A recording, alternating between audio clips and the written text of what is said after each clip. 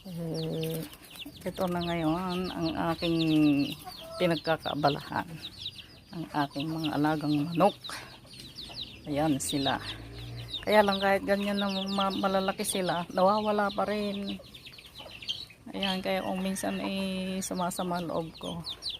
Ito naman tatlong hiniwalay ko din may kumagat sa kanila. Kinagat yung mga pakpak nila. Kaya ayan tuloy. Hiniwalay ko at lalong ginangat-ngat ng mga kasama. Mamaya na kayo kumain. Ayan. Mga nakakulong pa dito. Ayan nga yung mga kasamahan ng tatlo. Ayan sila. Ayun, kanginang umaga ko lang binaba. Meron namang 10. Meron pa sa baryo. 11 naman yung anak ng ano doon sa baryo. Ayan ang pinagkakaabalahan natin.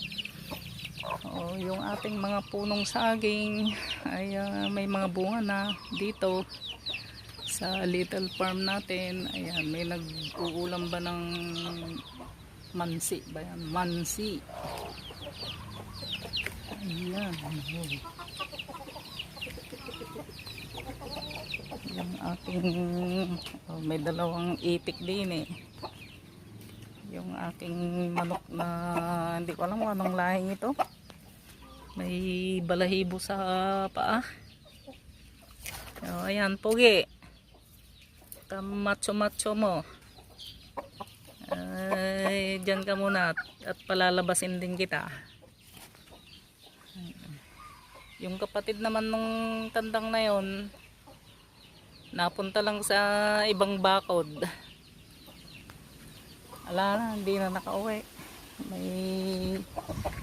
May magaling ditong kapitbahay. Diyos ko po. Ano ba yan? Yung ating ano bang tawag dito? Kamyas. Nakakatuwa naman. Daming bunga. Sagana tayo ng pang-asim sa sinigang. Ito namang ulam na are. Ang daming bulaklak. Ala ng bunga.